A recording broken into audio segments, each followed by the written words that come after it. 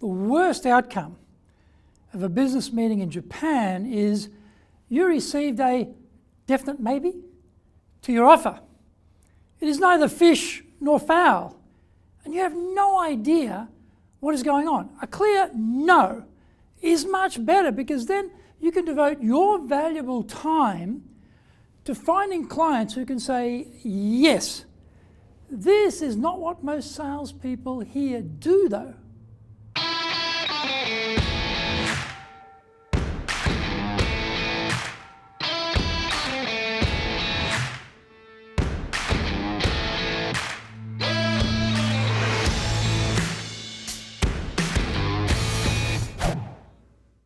Welcome back to this weekly edition every Monday of the Cutting Edge Japan Business Show. I'm your host, Dr. Greg Story, your corporate coaching and training guy, president of Dale Carnegie Training Japan, and best-selling author. 2 books, Japan Sales Mastery and Japan Business Mastery. We are bringing the show to you from our High Performance Center here in Akasaka in downtown Tokyo, in Minato-ku. This is the business center of Tokyo. Well, why the cutting edge? In this show, we are looking at the critical areas for success in business in Japan.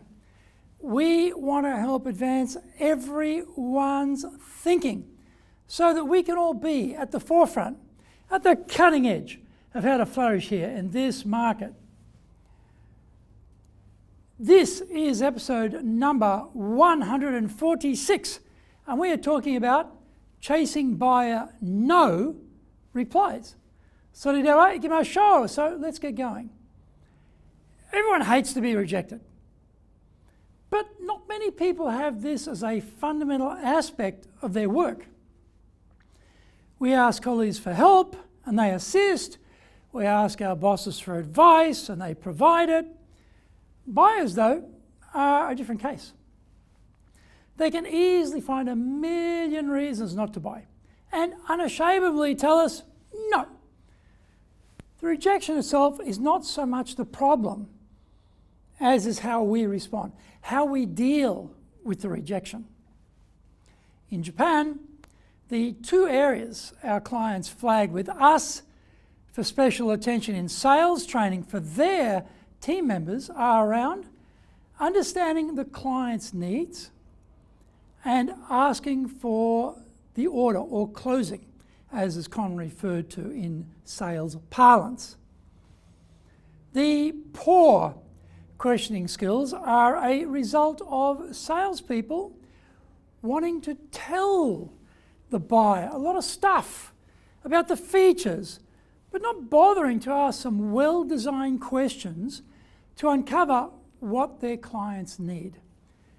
This in itself will explain a lot about why buyers say no.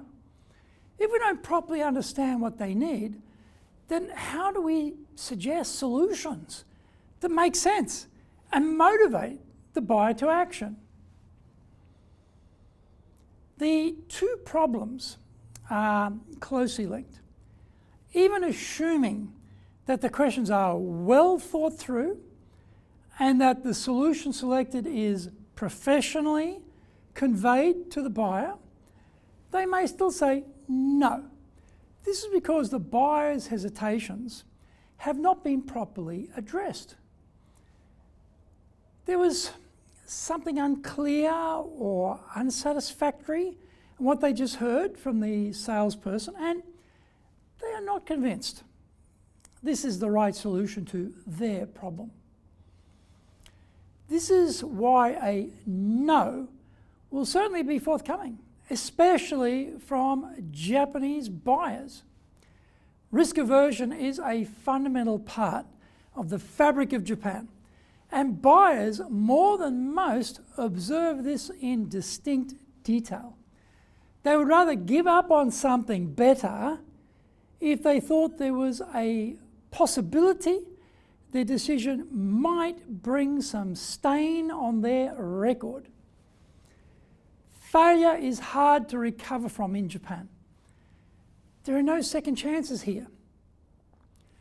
People have learnt the best way to avoid failing is to take as few decisions as possible, especially any decisions which can be traced back to you. Best to have a group decision so the blame can be spread around and no one loses their job. Actually, that works like a charm here. So no one wants to buck the system. Having given the sales presentation, many salespeople in Japan simply don't ask for the order. They get to the end of their spiel and they just leave it there. The buyer is not asked for a decision. It's left vague on purpose so that it is not a no and therefore it doesn't have to be dealt with directly. The Japanese language is genius for having circles within circles of subtle obfuscation.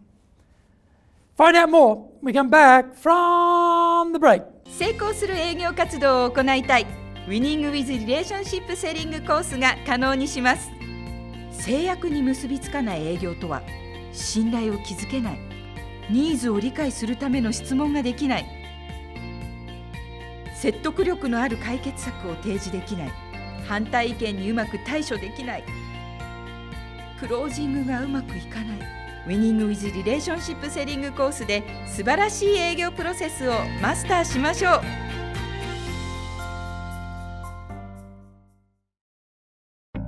The bestseller, Japan Sales Mastery, is the new Bible of selling in Japan. To sell to Japanese buyers, you need to create long-term partner-level trust, fully understand Japanese buyers' real needs, convince buyers with your solutions, overcome their hesitation, fear and doubt, know how to ask for the order, ensure repeat orders. This book is the product of 30 plus years in the trenches selling in Japan. Order Japan Sales Mastery now.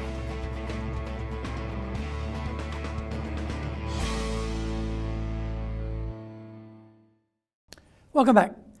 The end result is a no, but no one ever has to say it or hear it. To get a sale happening, the buyer has to do all the work here in Japan because these salespeople don't want to commit to take the plunge and ask for the order. If they get a no, their feelings of self-worth are impacted. They feel depressed, that they are failing. Not doing fully competent work or being highly productive, yet keeping your job is a pretty safe bet in most Japanese companies. The level of productivity amongst white-collar workers is dismally low. Collective responsibility helps because it lessens the impact of personal inability to reach targets or make deadlines. Sales, though, is totally crystal clear about success and failure. It is very hard to argue with numbers. You either made the target or you didn't. Sales is also a numbers game. You are not going to hit a home run every time. So the number of times at bat becomes important. You will have certain ratios of success that apply right through the sales value chain. And the only way to increase your sales is to improve these ratios. You have to up the ante regarding the volume of activity. This sounds easy, but it isn't when you are feeling depressed, insecure, and plummeting in confidence. The key is to see sales in a different way. The increased volume of activity will even out the rejections. The way you think about rejection has to change. Rejection isn't about you personally. Buyers don't care that much about salespeople as people. They are rejecting your offer as it is made today, in this part of the budget process, at this point in the economic cycle, in this current construction, at this price, with these terms. we haven't shown enough value yet to get a yes. As these aspects change, the answer can go from a yes to a no, and from a no to a yes. That decision is irrelevant of the salesperson and how the buyer feels about them. These are macro and micro factors which can impact the decision one way or another. The answer is to see more people. In that way, you can have a better chance of meeting a buyer for whom all the stars align, and they can say yes. At the same time, you need to keep working on getting better at showing more value. You need to harden up and become tougher. Whatever you are selling, you always need to remember your AFTOS mantra. Ask for the order, stupid. Never say no for the buyer, and understand that no is never no or forever. The Cutting Edge Japan Business Show is here to help you succeed in Japan. Subscribe on YouTube, share with your family, friends and colleagues. Become a regular. Thank you for watching this episode, and remember, hit the subscribe button. Our website details are on screen now.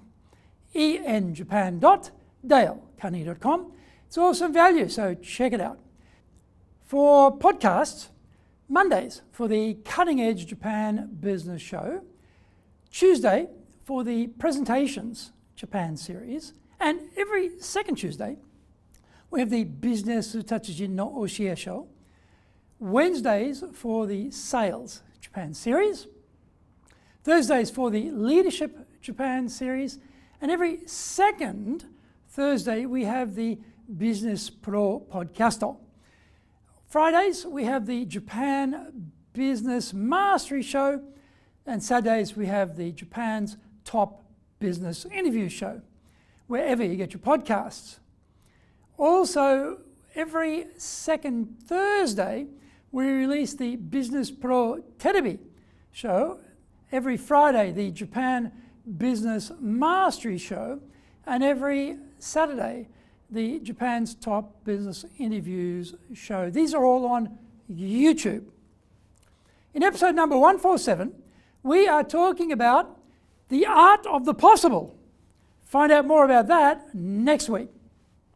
So, yoroshiku onegai itashimasu.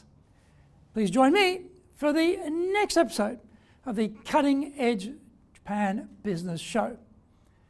We are here to help you.